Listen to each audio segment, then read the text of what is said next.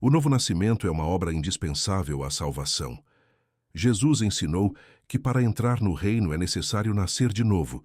Não se trata de uma mera mudança exterior, mas de uma obra de transformação interior operada pelo Espírito Santo.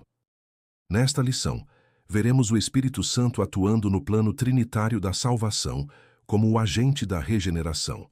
Sua obra revela o milagre divino que regenera a natureza humana decaída, concedendo nova vida em Cristo, capacitando-nos a crer, obedecer e viver em comunhão com Deus. Eu sou o professor Azeniel, e para você entender isso com clareza, fica comigo porque nesta lição 9, Espírito Santo, o Regenerador, eu vou te ajudar a compreender esse conteúdo. Primeiro eu te ensino o fundamento bíblico e teológico de cada assunto com a orientação pedagógica. Depois eu te mostro como essa verdade funciona na prática e responde a questões reais no exemplo prático. E em seguida, eu te equipo com uma estratégia clara para envolver seus alunos na aplicação em sala. E no final você estará apto, com mais segurança e ousadia, para ministrar essa aula. Dando continuidade, vemos que Jesus não deixou margem para dúvida. A entrada no reino de Deus exige uma transformação que só o Espírito Santo pode realizar. E ele declarou essa verdade de forma direta a Nicodemos, conforme registrado no texto áureo. Jesus respondeu e disse-lhe: na verdade, te digo que aquele que não nascer de novo não pode ver o reino de Deus. João, capítulo 3, versículo 3. O texto áureo desta lição apresenta a necessidade absoluta do novo nascimento para a entrada no reino de Deus. A expressão na verdade, enfatiza a seriedade e certeza dessa declaração. Jesus não oferece alternativas. Sem nascer de novo, é impossível ver ou experimentar o reino. Essa é verdade inegociável. Além disso, nascer de novo indica transformação radical operada pelo Espírito Santo, não reforma moral ou esforço humano. O texto áureo prepara o professor para ensinar que a salvação não vem por religiosidade, mas por regeneração divina. Somente o Espírito pode gerar vida espiritual no pecador morto em delitos. Agora vamos para a verdade prática. Diz assim: a regeneração é a transformação operada pelo Espírito Santo, pela qual o pecador se torna uma nova criatura. A verdade prática desta lição afirma que a regeneração não é melhoria do velho homem, mas criação de nova vida espiritual. O Espírito Santo opera milagre interior, concedendo ao pecador morto espiritualmente um coração novo, desejos novos e natureza transformada. Essa obra é divina, instantânea e completa. Além disso, tornar-se nova criatura significa ruptura radical com o passado de pecado e início de vida em santidade. A verdade prática prepara o professor para ensinar que a regeneração é fundamento da vida cristã. Sem ela, não há salvação verdadeira, apenas religiosidade externa, sem transformação real do coração. Aqui concluímos a verdade prática. Precisamos pontuar os objetivos dessa lição. No primeiro tópico, vamos explicar que a regeneração é uma obra trinitária, planejada pelo Pai, realizada pelo Filho e aplicada pelo Espírito Santo. Já no segundo tópico, vamos mostrar que a regeneração é uma transformação espiritual interior e indispensável à salvação. No terceiro e último tópico, vamos apontar os sinais práticos do novo nascimento, justificação, santificação e o fruto do Espírito. Agora vamos iniciar a introdução. O novo nascimento é uma obra indispensável à salvação. Jesus ensinou que para entrar no reino é necessário nascer de novo. Não se trata de uma mera mudança exterior, mas de uma obra de transformação interior. O novo nascimento não é uma reforma na fachada do velho homem, mas uma reconstrução total. Jesus foi categórico. Sem isso, o reino é inacessível. É uma troca de natureza, morte para a vida, não apenas de hábitos. Imagine dar banho em um porco e colocar um laço. Ele continua sendo porco e voltará à lama. O novo nascimento não é dar banho no porco, é transformá-lo em ovelha. A natureza muda, Então o gosto pela lama some. Pergunte: você apenas mudou por fora, religião, ou nasceu de novo por dentro, salvação? Muitos frequentam a igreja, mas nunca nasceram do Espírito, estão apenas maquiados de crente. Instigue a turma a examinar se houve mudança real de apetites espirituais ou apenas uma adaptação social à rotina da igreja. Vejamos o papel do Espírito Santo nessa obra no próximo slide. Esta lição apresenta o Espírito Santo operando no plano trinitário da salvação, como o agente da regeneração. Sua atuação revela o milagre divino que regenera a natureza humana decaída, concedendo nova vida em Cristo. Explique que a salvação é um projeto do Pai, pago pelo Filho e aplicado pelo Espírito. O Espírito é quem instala o software da vida eterna em nós. Sem ele, a obra da cruz ficaria apenas na teoria para nós. O Pai construiu o hospital, o Filho doou o coração novo, mas o Espírito é o cirurgião que faz o transplante. Sem o cirurgião, o coração doado não chega ao paciente. Ele conecta a vida de Cristo à nossa morte. Pergunte: você tenta mudar seus hábitos sozinho ou depende do cirurgião? Tentar ser cristão sem o Espírito é como tentar fazer uma cirurgia em si mesmo, impossível e fatal. Convide a classe a parar de lutar na força do braço e a se render à operação sobrenatural do Espírito Santo. Agora entraremos na definição bíblica de regeneração no primeiro tópico. Regeneração, uma obra trinitária. Tópico 1. A doutrina bíblica da regeneração. Subtópico 1.1.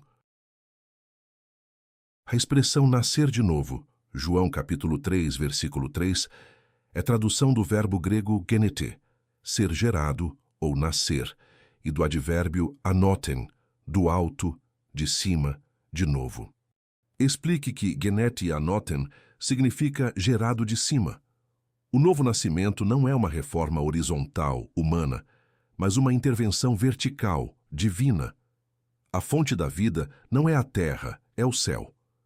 A água de um poço vem de baixo, esforço humano de cavar. A chuva vem de cima, anotem, graça divina. A regeneração é chuva, não poço. Ninguém sobe ao céu para nascer. O céu desce até nós. Pergunte: sua vida cristã depende do seu esforço, poço, ou da graça de Deus, chuva? Religião é o homem tentando alcançar Deus, de baixo para cima. Evangelho é Deus alcançando o homem, de cima para baixo. Encoraje a turma a parar de cavar poços de justiça própria e a receber a chuva da graça regeneradora. Vejamos como Jesus explicou isso a Nicodemos no próximo slide. No diálogo com Nicodemos, Jesus explica que o nascer de novo não é físico, mas espiritual. João capítulo 3, versículo 5. Uma segunda origem, não humana, um renascimento a partir do alto, isto é, de Deus. Em João 3, versículo 5, Jesus define a regra. Quem não nascer da água e do Espírito não pode entrar no reino. Nicodemos pensou no ventre materno. Jesus apontou para o nascimento do alto. Um peixe nasce para nadar, natureza física. Se quiser voar, precisa nascer pássaro, natureza espiritual. O homem natural não pode viver no céu, voar, sem nascer do Espírito.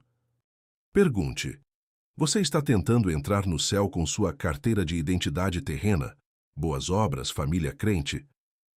O passaporte para o céu não é o nascimento humano, mas o divino. Leve a classe a buscar a cidadania celestial, que só é dada pelo Espírito Santo. Vejamos como Paulo confirma essa verdade no próximo slide. Por isso, certas versões bíblicas traduzem como nascer do alto. Nesse sentido, Paulo ensina que somos salvos pela lavagem da regeneração e da renovação do Espírito Santo. Tito, capítulo 3, versículo 5, parte B. Em Tito 3, versículo 5, parte B, Paulo usa a imagem do banho, loutron. Não é um banho de corpo, água física, mas de alma, regeneração. O Espírito lava a sujeira do pecado e renova a natureza. Lavar uma roupa velha e rasgada não a torna nova. A regeneração é como jogar fora a roupa velha, velho homem, e vestir uma roupa nova, tecida no céu, novo homem, limpa e perfeita. Pergunte: você se sente limpo por dentro ou apenas disfarça a sujeira? Muitos tentam se limpar com rituais religiosos, mas a mancha do pecado só sai com o detergente do Espírito. Convide a turma a parar de tentar se limpar sozinha e a mergulhar na lavagem completa do Espírito Santo. Vejamos o significado profundo dessa palavra no próximo slide. Aqui, regeneração, do grego, palingenésia, significa novo nascimento e está intimamente ligado à conversão. Trata-se da renovação interior realizada pelo Espírito, ocasião em que a pessoa se torna uma nova criatura. 2 Coríntios, capítulo 5, versículo 17. Acompanhe comigo no versículo em destaque. Diz assim, versículo 17. Assim que, se alguém está em Cristo, nova criatura é. As coisas velhas já passaram.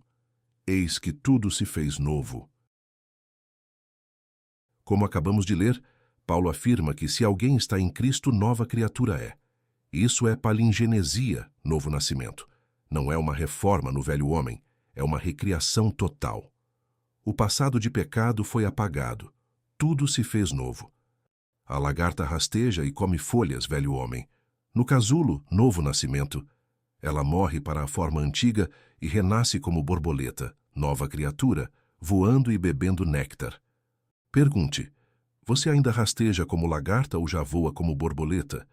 Muitos dizem ser novas criaturas, mas mantêm os velhos hábitos da lagarta.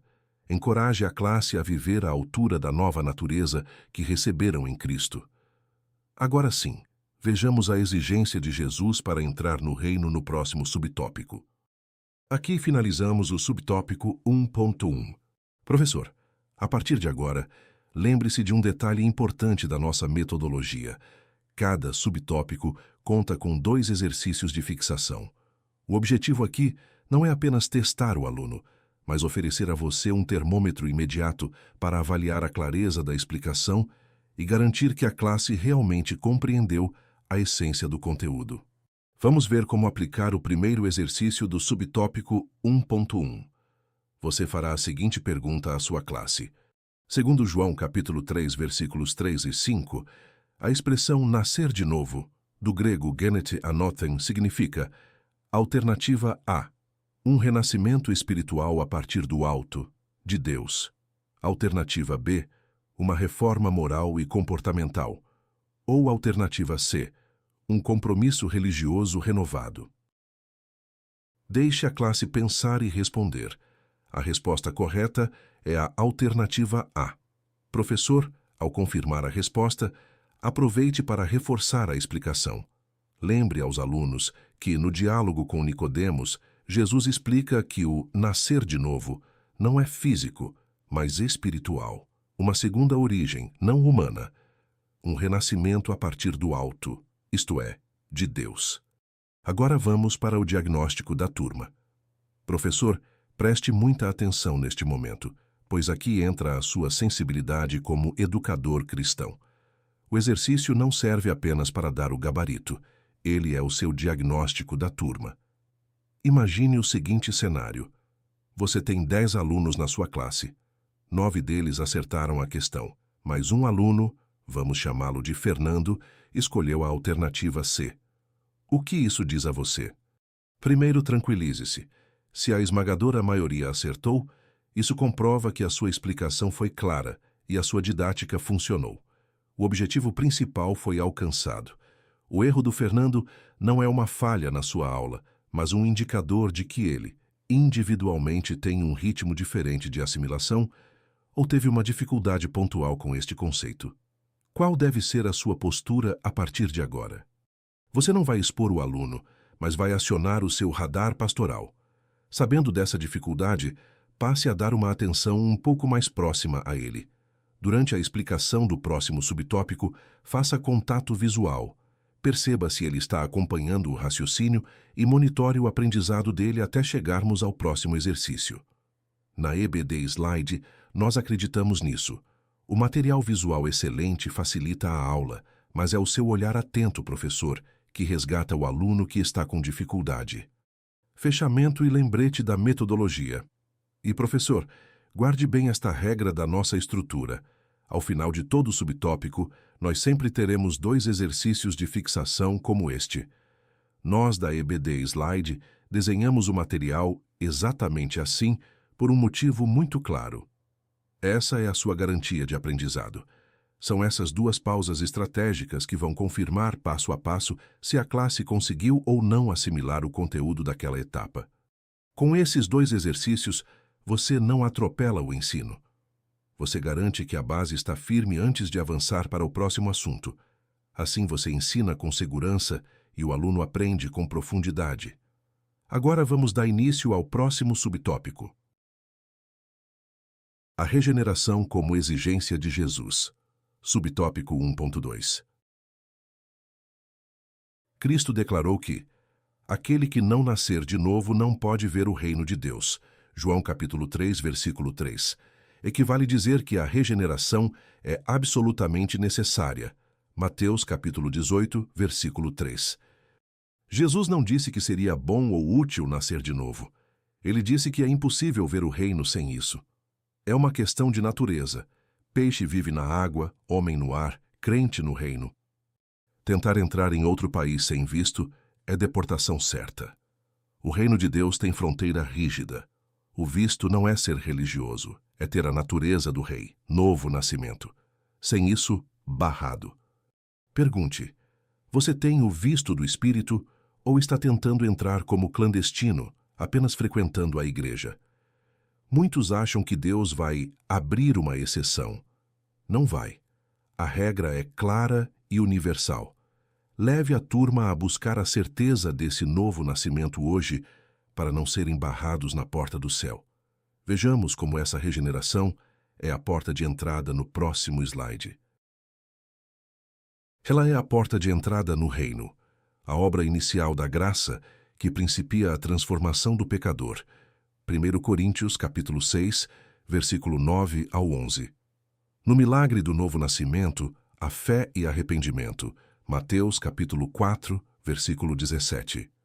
Acompanhe comigo na referência em destaque. Diz assim, versículo 17. Desde então começou Jesus a pregar e a dizer: arrependei-vos, porque é chegado o reino dos céus. Como acabamos de ler, a mensagem de Jesus foi clara: arrependei-vos. Sem arrependimento, a porta do reino não abre. Em 1 Coríntios 6, versículo 11, Paulo lista pecados graves e diz: e é o que alguns têm sido. O novo nascimento muda o tempo verbal, de sou para fui. Imagine uma placa proibido entrar sujo. O arrependimento é o banho, a fé é a roupa limpa. Sem banho e roupa, a entrada é barrada. Pergunte, você se arrependeu de verdade ou apenas sente remorso? Remorso é tristeza pela consequência. Arrependimento é tristeza pelo pecado. Convide a turma a examinar se houve mudança de mente, metanoia, ou apenas medo do inferno. Vejamos a exigência de se tornar nova criatura no próximo slide. Tornar-se uma nova criatura é uma exigência absoluta, uma condição essencial para a salvação. Gálatas capítulo 6, versículo 15. Portanto, o plano divino para a regeneração deve ser pregado com prioridade. Marcos capítulo 16, versículo 15. Acompanhe comigo na referência em destaque. Diz assim, versículo 15, e disse-lhes: ide por todo o mundo, pregai o evangelho a toda a criatura. Como acabamos de ler, a ordem é: ide por todo o mundo e pregai o evangelho. A igreja não existe para entreter, mas para anunciar a nova criação. Em Gálatas 6, versículo 15, Paulo diz que nem a circuncisão nem a incircuncisão tem valor algum, mas sim o ser nova criatura. Rituais não salvam. Regeneração, sim. Um clube social oferece lazer. Um hospital oferece cura. A igreja não é clube para gente boa se reunir. É hospital para gente doente nascer de novo. Pergunte, sua igreja prega o novo nascimento ou apenas autoajuda? Pregar prosperidade sem regeneração é enganar o doente com analgésico enquanto ele morre de câncer. Encoraje a turma a voltar ao essencial, pregar que é necessário nascer de novo. Vejamos quem é o autor dessa salvação no próximo subtópico. O Pai como o autor da salvação. Subtópico 1.3. A regeneração, ou novo nascimento, tem sua origem no plano eterno e soberano de Deus Pai. Efésios capítulo 1, versículo 4 e 5. É Ele quem inicia a obra da redenção, movido por seu amor imensurável e por sua vontade de salvar os pecadores. João capítulo 3, versículo 16. A regeneração não foi ideia de Paulo nem da Igreja, foi do Pai. Efésios 1, versículo 4, diz que nos escolheu antes da fundação do mundo. Antes de haver pecado, já havia um Salvador. Na parábola, o Pai correu ao encontro do Filho. Deus não esperou o homem melhorar para amá-lo. Ele amou primeiro, João 3, versículo 16, e enviou o Filho para resgatar. Pergunte: sua salvação depende do seu humor ou do plano eterno de Deus? Se dependesse de nós, perderíamos a salvação todo dia, mas depende do Pai, que é fiel. Leve a classe a descansar na soberania do amor de Deus, que planejou tudo para nos salvar. Vejamos a fonte desse amor no próximo slide. Esse amor divino é a fonte primária da salvação, não condicionado aos méritos humanos, mas oferecido por graça divina mediante a fé. João capítulo 1, versículo 13, e Efésios capítulo 2, versículo 8 e 9. Acompanhe comigo na referência em destaque. Diz assim, versículo 13. Os quais não nasceram do sangue nem da vontade da carne, nem da vontade do varão, mas de Deus. Como acabamos de ler, a regeneração não vem do sangue nem da vontade da carne, nem da vontade do varão, mas de Deus. João elimina todas as fontes humanas, hereditariedade, esforço próprio ou decisão alheia. Só Deus gera filhos de Deus. Salário é o que você ganha por mérito, trabalho. Presente é o que você ganha por amor, graça. A salvação é presente, não salário. Ninguém compra o céu. Pergunte: você tenta pagar a Deus com boas obras ou recebe a graça com gratidão? Tentar comprar a salvação é ofender o doador. A única resposta certa é fé e gratidão. Encoraje a turma a abandonar o orgulho religioso e aceitar a salvação como pura graça. Vejamos como Tiago confirma essa verdade no próximo slide. Essa verdade gloriosa exalta o Pai como a fonte de toda boa dádiva e o autor da nova vida que recebemos. Tiago, capítulo 1, versículo 17 e 18. Tiago chama Deus de Pai das luzes, em quem não há mudança. Ele nos gerou pela palavra da verdade. A regeneração é o maior presente que desce do alto. A lua não tem luz própria, apenas reflete o sol. Nós não temos vida própria, apenas refletimos a vida que recebemos do Pai das luzes. Sem ele, somos trevas. Pergunte: você reconhece que tudo o que tem de bom veio de Deus? O orgulho diz: eu conquistei. A fé diz: eu recebi. Leve a classe a louvar ao Pai por ser a fonte inesgotável de toda boa dádiva, especialmente a salvação. Agora, entraremos na ação específica do Espírito no próximo subtópico. O Espírito como agente da regeneração. Subtópico 1.4. A regeneração é um ato da misericórdia divina. Tito, capítulo 3, versículo 5. É o Pai que a decreta. Efésios, capítulo 1, versículo 4. O Filho que a torna possível por sua morte e ressurreição. Efésios, capítulo 1, versículo 7. E o Espírito que a realiza no coração do pecador. João, capítulo 16, versículo 8. Agora acompanhe comigo na referência em destaque. Diz assim, versículo 5. Não pelas obras de justiça que houvéssemos feito, mas segundo a sua misericórdia, nos salvou pela lavagem da regeneração e da renovação do Espírito Santo. Como acabamos de ler, fomos salvos segundo a sua misericórdia. Mas note a divisão de tarefas. O Pai nos elegeu antes da fundação. Efésios 1, versículo 4. O Filho nos deu a redenção pelo seu sangue. Efésios 1, versículo 7. E o Espírito convence do pecado. João 16, versículo 8. O Pai é o arquiteto, desenhou. O Filho é o engenheiro, fundamentou. O Espírito é o mestre de obras, levanta as paredes em nós. Sem o Espírito, o projeto fica no papel. Pergunte: você valoriza a obra completa da Trindade na sua vida? Muitos focam só em Jesus e esquecem do Pai e do Espírito. A salvação é obra dos três. Leve a turma a adorar o Deus triuno por sua perfeita cooperação na nossa redenção.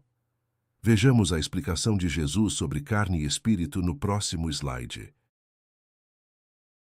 Jesus explicou essa ação do Espírito ao dizer: o que é nascido da carne é carne, e o que é nascido do Espírito é espírito. João capítulo 3, versículo 6. Jesus estabelece uma lei biológica e espiritual. Cada espécie reproduz segundo a sua espécie. Carne gera carne, humanidade decaída. Espírito gera espírito, vida divina. Não há cruzamento. Um gato pode agir como leão, mas sempre será gato. A carne pode tentar ser espiritual, religião, mas sempre será carne. Só o Espírito pode gerar um leão, filho de Deus. Pergunte: você está tentando produzir frutos espirituais com esforço carnal? É impossível. A carne só produz obras da carne. O fruto do Espírito só vem do Espírito. Encoraje a turma a desistir da performance carnal e a depender da geração do Espírito.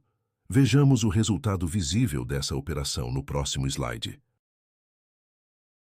Isso indica que onde o Espírito opera, ocorre transformação espiritual. Essa mudança se torna visível por meio do fruto do Espírito na vida do regenerado. Gálatas, capítulo 5, versículo 22. Acompanhe comigo no versículo 22. Diz assim, versículo 22. Mas o fruto do Espírito é caridade, gozo, paz, longanimidade, benignidade, bondade, fé, mansidão, temperança. Como acabamos de ler, o fruto do Espírito não é uma sugestão, é a prova de vida. Amor, alegria, paz. Não são sentimentos, são a natureza de Deus implantada em nós. Note que é fruto, singular, não frutos. É um pacote único de caráter, não virtudes isoladas que escolhemos ter. Você não precisa perguntar a uma árvore se ela é laranjeira, basta olhar o fruto. Se der espinhos, não é laranjeira. O cristão regenerado não precisa dizer que é, o fruto mostra.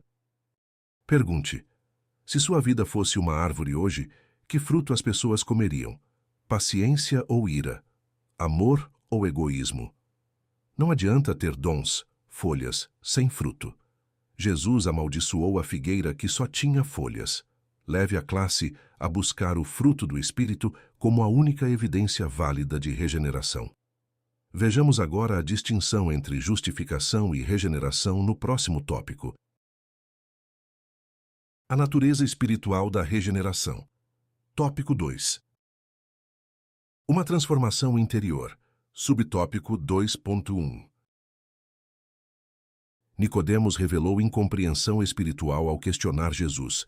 Como pode um homem nascer sendo velho? João capítulo 3, versículo 4. A pergunta reflete sua visão limitada ao plano natural. 1 Coríntios capítulo 2, versículo 14. Nicodemos era mestre em Israel, mas analfabeto no espírito. Ele tentou aplicar a lógica da ginecologia, ventre materno, à teologia, reino de Deus.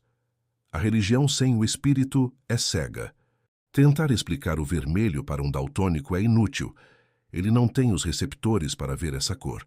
O homem natural é daltônico espiritual. Ele não enxerga as cores da graça, só a lógica humana. Pergunte: você lê a Bíblia com a mente natural ou pede iluminação ao espírito? Intelecto sem revelação produz teólogos frios. Revelação sem intelecto produz fanáticos. Precisamos de mente renovada pelo Espírito.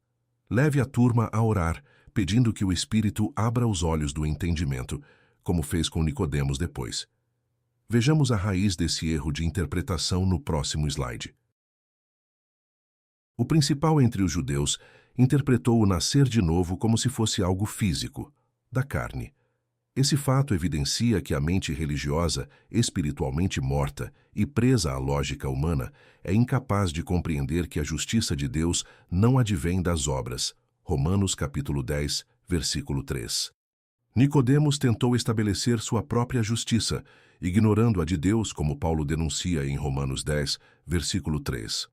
A mente carnal acha que salvação é fazer algo, obras, mas Deus diz que é nascer de novo, graça. A religião humana é uma escada. Suba degrau por degrau com seu esforço. O Evangelho é um elevador. Entre e deixe que eu te leve. Nicodemos procurava degraus. Jesus ofereceu o elevador. Pergunte: você ainda tenta subir a escada da salvação com suas boas obras?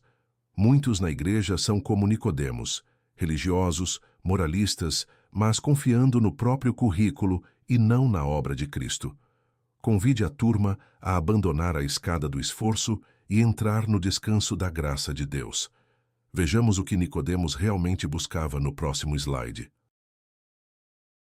Ele estava apegado à ideia de mérito para entrar no reino de Deus, mas Jesus exigiu algo totalmente novo. Nicodemos chegou com seu currículo, fariseu, mestre, líder.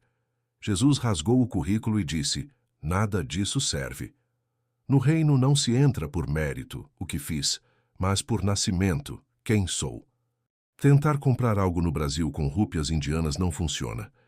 O mérito humano é moeda sem valor no reino de Deus. Só a moeda da graça, carimbada com o sangue de Jesus, é aceita. Pergunte: o que você tem apresentado a Deus para ser aceito? Seu dízimo? Seu cargo? Deus não se impressiona com nossos títulos. Ele busca um coração regenerado. Leve a classe a jogar fora as moedas falsas do mérito e a depender totalmente da graça de Cristo. Vejamos o que é essa exigência radical no próximo slide. Uma transformação interior operada pelo Espírito, não um mero aperfeiçoamento de conduta ou aprimoramento moral, mas um novo nascimento, operado de dentro para fora, como obra do Espírito Santo. João, capítulo 3, versículo 5. Nicodemos queria aprimoramento, maquiagem moral. Jesus exigiu transformação, transplante de coração. João, capítulo 3, versículo 5 deixa claro: não é melhorar o velho, é receber o novo. Você pode lavar um porco, perfumar e colocar laço, moralismo. Mas solte-o na lama e ele volta a rolar nela. A natureza não mudou. O novo nascimento transforma porco em ovelha.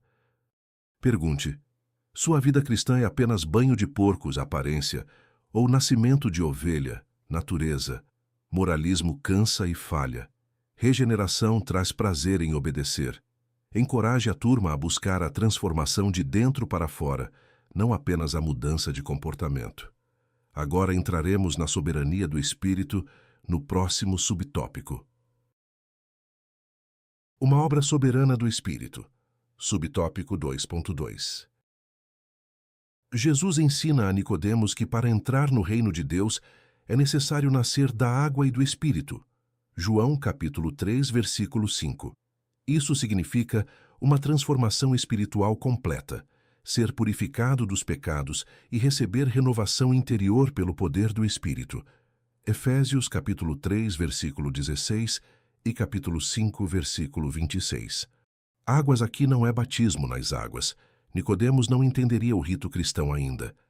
É a palavra que purifica, Efésios 5, versículo 26, e o Espírito que vivifica, Efésios 3, versículo 16. Limpeza mais vida. Imagine um corpo sujo e morto. A água limpa a sujeira, purificação. O sopro traz o fôlego, vivificação. Deus nos lava com a palavra e sopra o Espírito de vida em nós. Pergunte: você se expõe à água da palavra diariamente para ser limpo? Sem palavra, não há novo nascimento. 1 Pedro 1, versículo 23.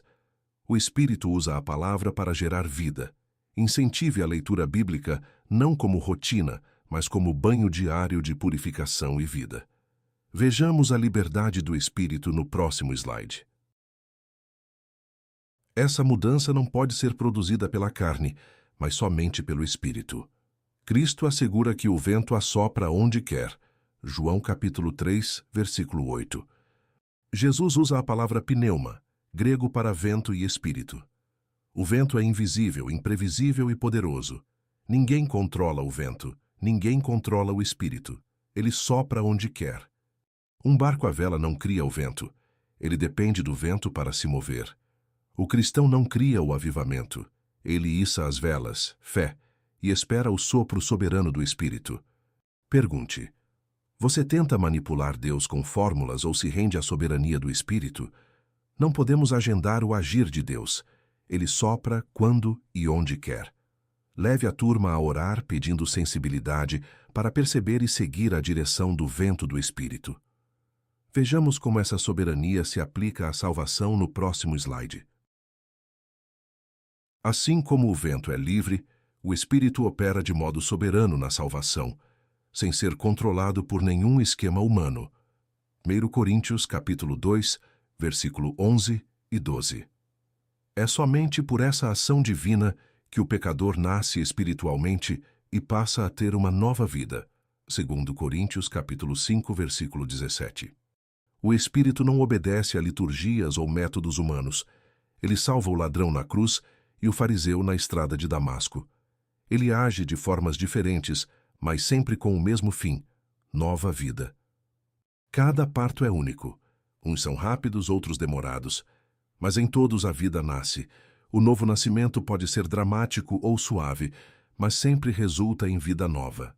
Pergunte: você julga a experiência alheia porque foi diferente da sua? Deus não faz cópias, faz originais. Respeite a soberania do Espírito na vida do irmão. Encoraje a turma a celebrar a diversidade da ação do Espírito na salvação de cada um. Vejamos o resultado prático dessa transformação no próximo slide. Assim, um cristão regenerado é aquele que teve o coração transformado e passou a viver segundo essa nova natureza espiritual. Ezequiel capítulo 36, versículo 26 e 27. Acompanhe comigo no versículo 26. Diz assim, versículo 26: e vos darei um coração novo, e porei dentro de vós um espírito novo. E tirarei o coração de pedra da vossa carne, e vos darei um coração de carne. Versículo 27. E porei dentro de vós o meu espírito, e farei que andeis nos meus estatutos, e guardeis os meus juízos, e os observeis. Como acabamos de ler, Deus prometeu tirar o coração de pedra, ali insensível, morto, e dar um coração de carne, vivo, pulsante. E mais, colocar o seu espírito dentro para nos fazer andar nos seus estatutos. Uma estátua de pedra pode ser perfeita por fora, mas não sente, não ama, não obedece. O novo nascimento transforma a estátua fria em ser humano vivo, capaz de amar e obedecer a Deus. Pergunte: seu coração ainda é duro para com Deus e o próximo, ou é sensível à voz do Espírito? Coração de pedra não chora pelo pecado, coração de carne se quebranta. Leve a turma a pedir a Deus que mantenha o coração sensível e obediente, fruto da regeneração. Vejamos a distinção clara entre carne e espírito no próximo subtópico. Uma nova vida e nova conduta. Subtópico 2.3.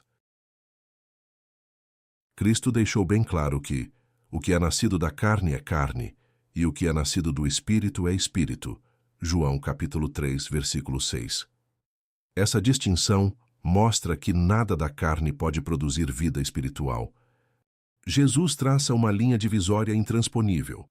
Carne, natureza humana decaída, só produz carne, obras mortas.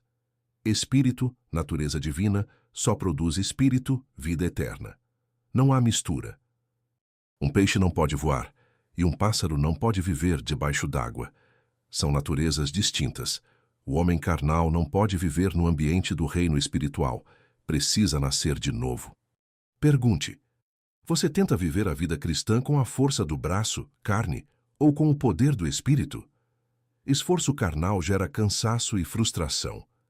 Dependência do espírito gera fruto e leveza. Encoraje a turma a reconhecer os limites da carne e a buscar a capacitação do espírito. Vejamos o que a carne produz no próximo slide. A carne gera concupiscência e aprisiona. Gálatas capítulo 5, versículo 19 ao 21. Somente o espírito gera nova vida com fruto espiritual. Gálatas capítulo 5, versículo 22. O que é nascido da carne permanece dominado pela natureza pecaminosa. Romanos capítulo 8, versículo 5. Acompanhe comigo na referência em destaque. Diz assim, versículo 25. Mas o fruto do Espírito é caridade, gozo, paz, longanimidade, benignidade, bondade, fé, mansidão, temperança. Como acabamos de ler, o Espírito produz virtudes santas, amor, alegria, paz. Isso contrasta violentamente com a lista da carne em Gálatas 5, versículo 19 ao 21. Prostituição, idolatria, inimizades. A carne promete liberdade, faça o que quiser, mas entrega escravidão. O Espírito promete jugo, tome minha cruz, mas entrega liberdade real. Um terreno baldio, carne, produz mato e lixo naturalmente. Um jardim cuidado, espírito, produz flores e frutos. Ninguém planta erva daninha, ela nasce sozinha. O fruto exige cultivo. Pergunte: o que está crescendo no terreno da sua vida? Obras da carne ou fruto do espírito? Não culpe o diabo pelas obras da carne. A culpa é da nossa natureza não mortificada.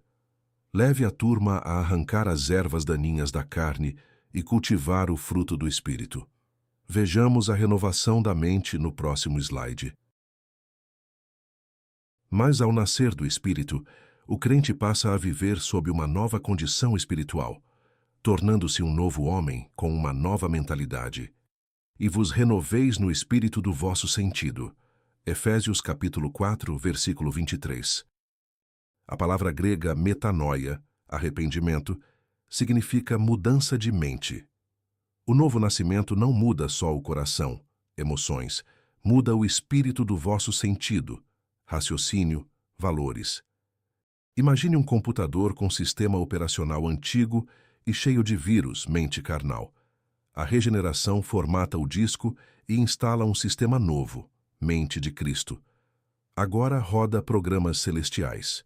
Pergunte: você pensa como o mundo ou como Cristo? A mente renovada filtra tudo pela palavra. A mente velha aceita tudo da cultura. Encoraje a turma a instalar o antivírus da palavra diariamente para manter a mente limpa. Vejamos as marcas visíveis dessa nova mente no próximo slide. Essa nova vida se evidencia na prática da justiça, no amor fraternal, no desejo pela palavra e na obediência a Cristo. Marcas da regeneração genuína.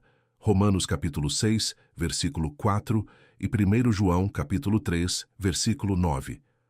Acompanhe comigo na referência em destaque. Diz assim, versículo 4. De sorte que fomos sepultados com ele pelo batismo na morte, para que como Cristo ressuscitou dos mortos, pela glória do Pai, assim andemos nós também em novidade de vida. Como acabamos de ler, fomos sepultados com Cristo para andar em novidade de vida. Não é só crer diferente, é viver diferente. A evidência: João diz que quem é nascido de Deus não vive na prática do pecado. 1 João 3, versículo 9. A marca não é perfeição, é direção. Um bebê recém-nascido chora, mama, se mexe. Se ele não faz nada disso, algo está errado.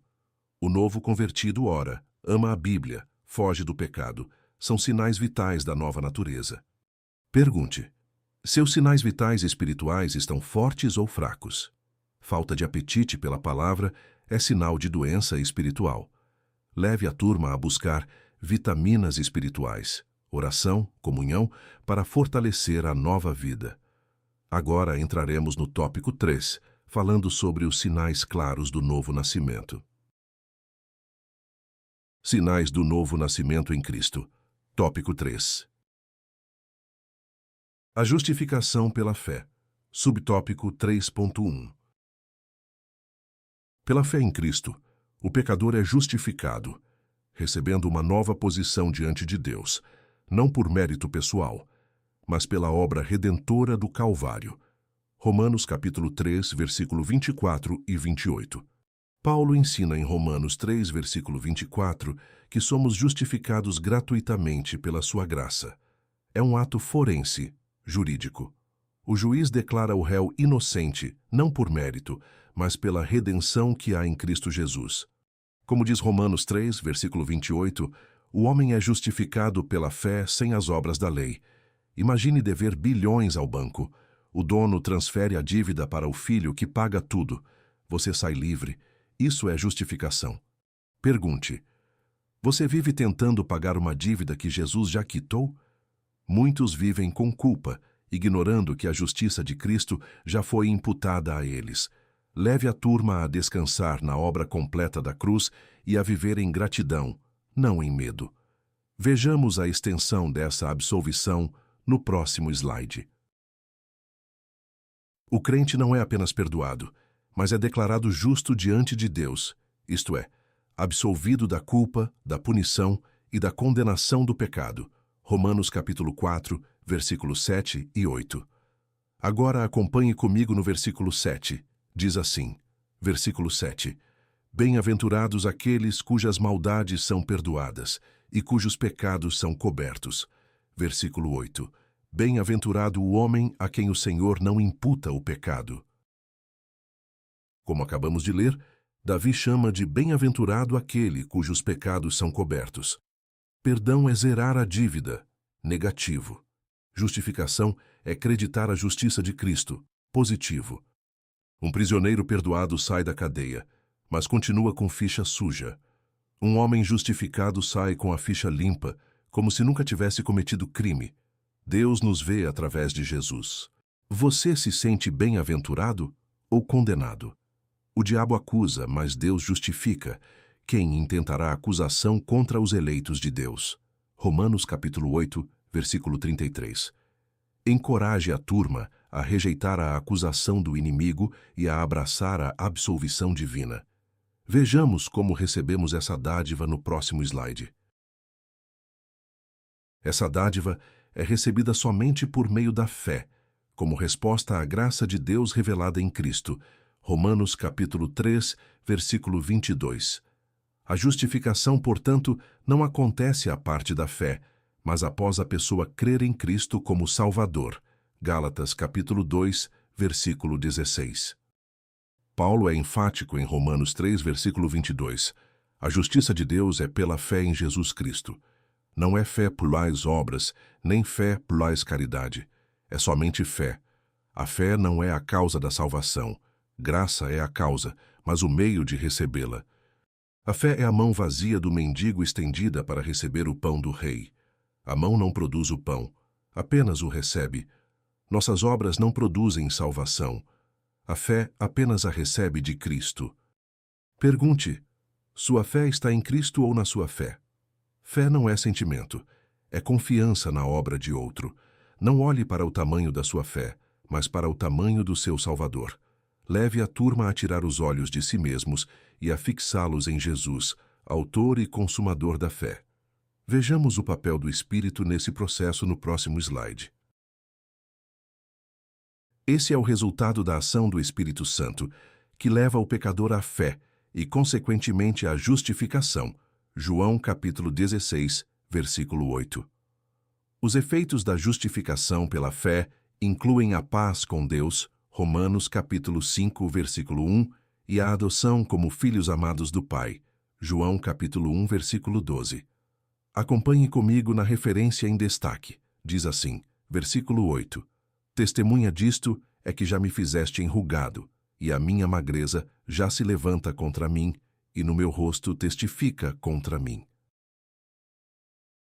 Como acabamos de ler, o Espírito convencerá o mundo do pecado, da justiça e do juízo. Ninguém crê sem ser convencido. Ele quebra a resistência, mostra a culpa e aponta para a cruz. Antes éramos inimigos de Deus. Romanos 5, versículo 10. Agora temos paz com Deus. Romanos 5, versículo 1. Imagine um réu que vira filho do juiz. Ele sai do tribunal e vai para a sala de jantar da família. Pergunte: você se sente filho amado ou escravo com medo? A adoção é o ápice da graça. Deus não nos tolera. Ele nos ama como filhos. Leve a turma a aclamar Abba, Pai, com a certeza da adoção dada pelo Espírito. Romanos 8, versículo 15. Agora entraremos na vida prática de santificação no próximo subtópico. A vida de santificação. Subtópico 3.2. Na obra da redenção, o pecador é imediata e simultaneamente salvo, regenerado, justificado e adotado como filho de Deus. Atos capítulo 13, versículo 39, João capítulo 5, versículo 24 e Romanos capítulo 8, versículo 15. Não é um processo gradual. Hoje sou salvo, amanhã regenerado. É tudo instantâneo. No momento da fé, recebemos o pacote completo da graça: vida, regeneração, perdão, justificação e família, adoção. No momento do sim no altar, a noiva muda de nome, de estado civil, de casa e de família.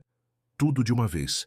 Ao dizer sim a Cristo, mudamos de reino, de pai e de destino instantaneamente. Pergunte: você tem certeza da sua salvação ou acha que precisa completar algo? A obra de Cristo é perfeita e acabada. Não falta nada. Leve a turma a descansar na suficiência da cruz e a celebrar a plenitude da salvação recebida. Vejamos agora o processo contínuo que segue a salvação no próximo slide. A partir daí, inicia-se o processo contínuo de santificação, ou seja, uma vida separada do pecado e consagrada à obediência até a sua glorificação final no dia de Cristo. 2 Coríntios capítulo 3, versículo 18. O crente passa a viver segundo o Espírito e não mais como escravo da carne. 1 Tessalonicenses capítulo 4, versículo 3 e 4. Acompanhe comigo na referência em destaque. Diz assim, versículo 18. Mas todos nós, com cara descoberta, refletindo como um espelho a glória do Senhor, somos transformados de glória em glória na mesma imagem, como pelo Espírito do Senhor. Como acabamos de ler, somos transformados de glória em glória ao contemplar a glória do Senhor. Santificação é um processo contínuo de se tornar parecido com Jesus. Deus é o escultor, nós somos o mármore. A salvação é tirar o bloco da pedreira, instantâneo. A santificação é esculpir a imagem de Cristo dia após dia, processo. Dói, mas embeleza. Pergunte: você está mais parecido com Jesus hoje do que estava ano passado? Santificação não é perfeição imediata, é progresso constante. Leve a turma a cooperar com o Espírito na mortificação da carne e na busca pela santidade. Vejamos os aspectos dessa santificação no próximo slide. Conforme abordado na lição anterior, a santificação apresenta aspectos posicionais e progressivos à medida que o crente avança em maturidade espiritual e se torna mais semelhante a Cristo. 1 Pedro, capítulo 1, versículo 15 e 16. Posicionalmente somos santos, separados, desde a conversão. 1 Coríntios 1, versículo 2. Progressivamente, nos tornamos santos, puros, na conduta diária. 1 Pedro 1, versículo 15. Já somos, mas estamos nos tornando. Um príncipe nasce príncipe, posição. Mas precisa aprender a andar, falar e governar como príncipe, progresso. Somos filhos de Deus, mas precisamos aprender a viver como tal. Pergunte: você está crescendo em santidade ou estacionou na infância espiritual?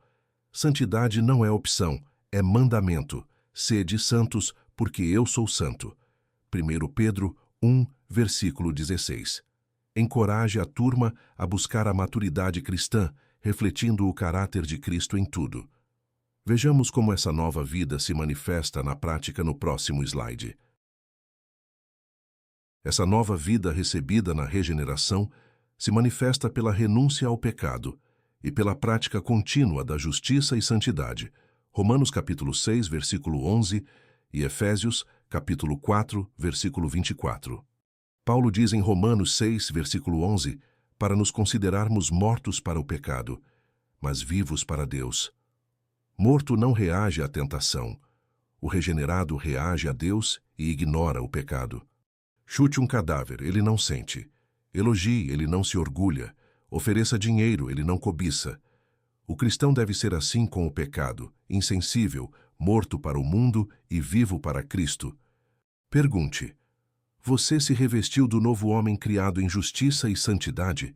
Efésios capítulo 4, versículo 24. Santidade não é isolamento, é revestimento de Cristo. Leve a turma a vestir a roupa nova da justiça de Cristo todos os dias.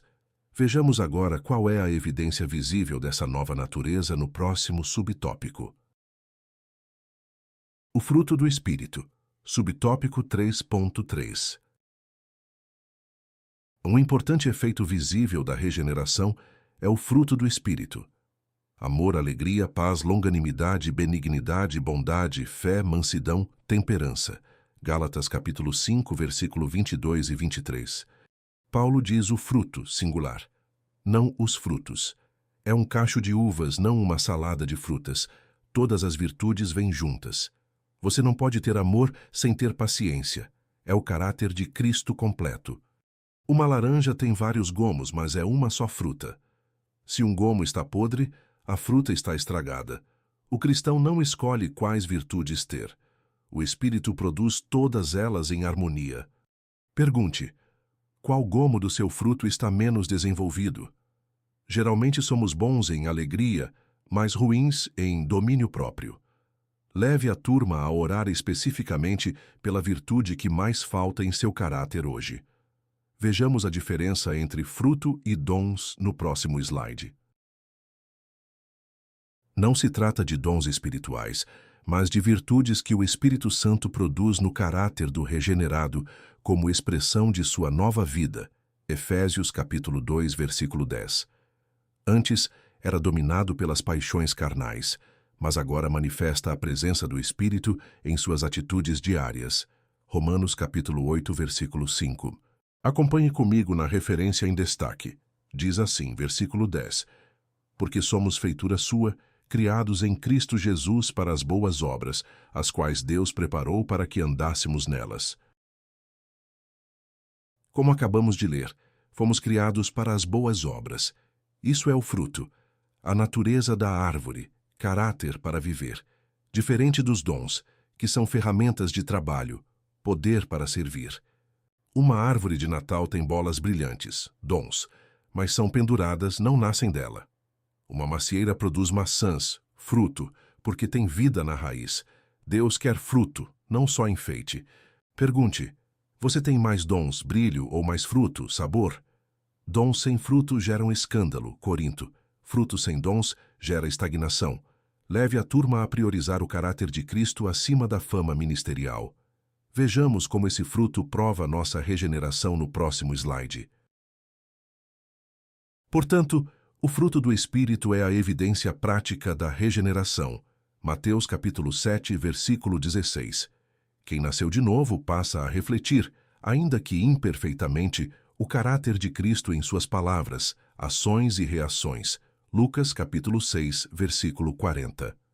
Jesus disse: pelos seus frutos os conhecereis. Mateus 7, versículo 16.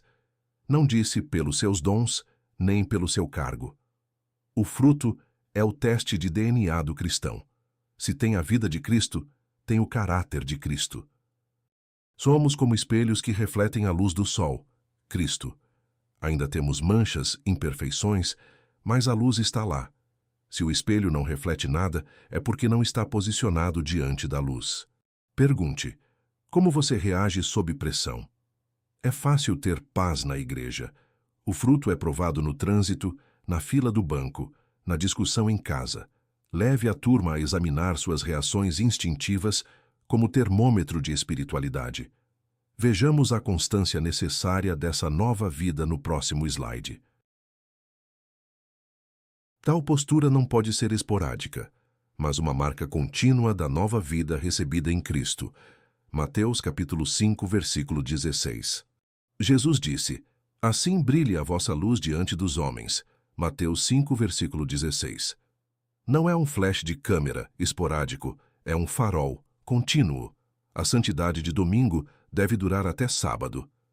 Se você passa perfume, o cheiro fica onde você passa. O cristão exala o bom perfume de Cristo, segundo Coríntios 2, versículo 15. Não dá para cheirar bem na igreja e cheirar mal no trabalho. O aroma é constante. Pergunte: seus vizinhos sabem que você é cristão pelo seu comportamento ou só pela roupa de domingo? O mundo lê nossa vida antes de ler nossa Bíblia. Leve a turma a ser Bíblia viva, em todos os lugares, o tempo todo.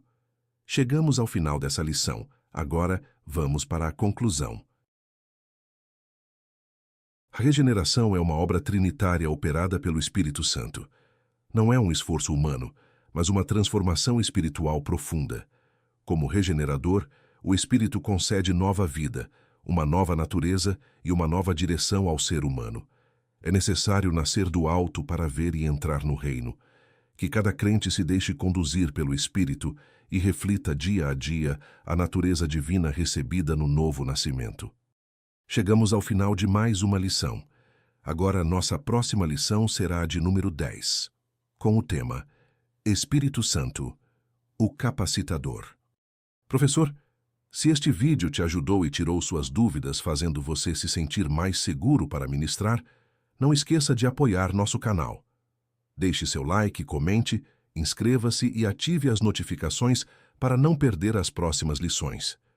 Que o Senhor o use com ousadia e sabedoria ao ministrar essa lição, guiando suas palavras e abrindo o entendimento de seus alunos. Em nome de Jesus.